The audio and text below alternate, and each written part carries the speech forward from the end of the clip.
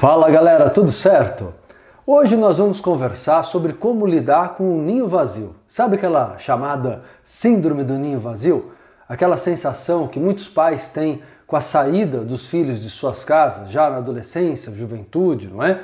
Vamos falar sobre isso hoje, sobre essa dificuldade que, olha, eu quero mostrar para você que é uma dificuldade que é importante que seja observada de ambos os lados, viu? Eu vejo que muitas vezes a abordagem psicológica em que se analisa essa situação é muito no foco dos pais, mas os filhos também têm que observar a relação e entender que esse é um fenômeno ao qual eles vão passar também, quer dizer, eles fazem parte desse processo. Então vamos lá, o que é o ninho vazio, né? O nome já sugere que existe aí uma sensação de melancolia, não é? Uma nostalgia, olhar para o ninho e a tristeza, o choro pela falta dos filhos, né? Primeiro que quando se denominou o ninho vazio, né, quem teve a brilhante ideia de denominar a síndrome do ninho vazio, na verdade ela induz uma ideia subliminar, a ideia de que na verdade os pais ocupam um espaço imenso na própria vida, cuidando daqueles filhos como se fossem eternos bebês. Exatamente. Se você prestar atenção, né, na natureza, um passarinho, ele demora de 15 a 30 dias aproximadamente para sair do ninho, não é? Por aí, 15 dias a 30 dias, um pouco depois ele já começa a comer sozinho, ele sabe se virar. O ser humano não é? O ser humano ele vai demorar quanto? De 15 a 30 anos?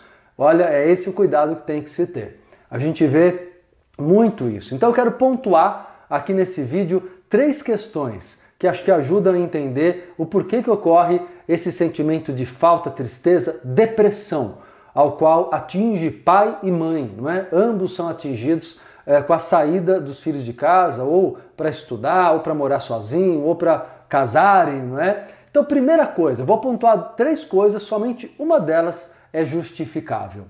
Primeira coisa, eu diria a você que é o sentimento, eu vou começar pelo que é justificável, tá bem? Primeira coisa é inevitavelmente o fim de um ciclo. Isso é compreensível. Todo fim de ciclo gera uma tristeza. Então haver alguma tristeza com o luto, não é? Não deixa de ser um pequeno luto, porque você convivia todos os dias com aquela pessoa, na hora de dormir, ao acordar, né? Em vários momentos pelo menos, ainda que não se encontrasse tanto, porque todo mundo trabalha, estuda, mas na verdade essa sensação, né, de não ter a pessoa ali para conversar, as brincadeiras, enfim, até as brigas, né, até as discussões. Tudo isso causa uma tristeza aceitável. A tristeza, eu sempre digo que não é um sentimento ruim, é um bom sentimento.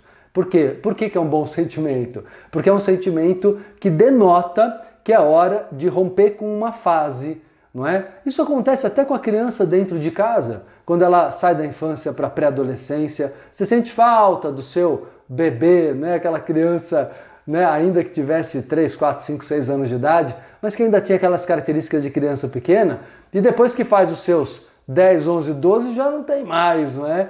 Ou pelo menos na sua maior parte, nos seus interesses, nas suas necessidades, às vezes no seu humor, e você sente falta. Então, existem vários ciclos, na verdade, no cuidado dos pais com os filhos, onde se observa que há às vezes esse sentimento de adaptação necessária. Ok, isso passa, é compreensível, não é? Dentro de uma relação saudável entre pais e filhos. Mas tem 2 pontos que são doentios. O segundo ponto, né, do primeiro dos 2 que eu acho que são doentios, é o excesso de dependência. É a relação onde os pais acabam tratando esses filhos de maneira excessivamente dependente para se sentirem importantes. E os filhos, também viciados nessa relação, claro, tiram vantagem, não é? Ou porque são realmente inseguros, porque demoram a amadurecer, ou até porque acabam realmente se usando daquele excesso de mimo dos pais, né? Abusam um pouco daquele excesso de mimo. Quando eles, enfim, por algum motivo, brigam, ou não, ou porque cresceram mesmo, ou optaram por um outro caminho, ou resolveram se casar, né? Saem de casa, ocorre aquele sentimento, aquele rompimento, não o normal, o natural, o primeiro que eu falei, mas o rompimento da relação obsessiva, o rompimento da relação doentia que se estabeleceu. E aí sim, o sofrimento é muito maior e duradouro, porque não há aceitação.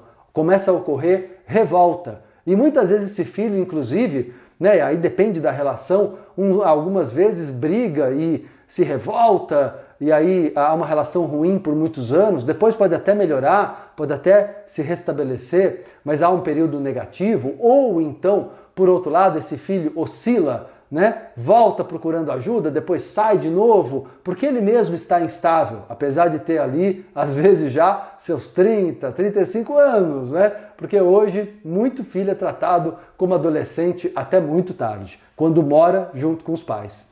E o terceiro motivo, gente, que é o mais complicado talvez, é a falta de vida pessoal desse pai e dessa mãe.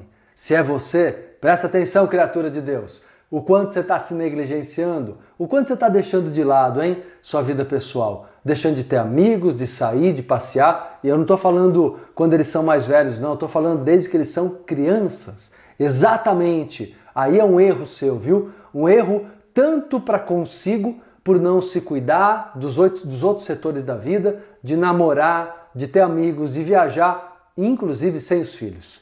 Inclusive muito especialmente. Ou seja, ter um momento de viajar em família, ter um momento de estar com as crianças, mas se você não ensina seus filhos desde pequenos que você tem uma individualidade, ele mesmo vai crescer ou imitando o teu comportamento e ele também não vai saber lidar com a própria individualidade, ou ele vai perceber que você se tornou uma pessoa infeliz por isso e vai negar o teu modo de ser e vai querer agir de uma maneira que você vai achar que é egoísta, porque ele vai querer cuidar somente dele, já que ele percebeu que você se negligenciou e só cuidou dele, ou seja, ele continua no vício de olhar só para os próprios interesses, para as próprias necessidades.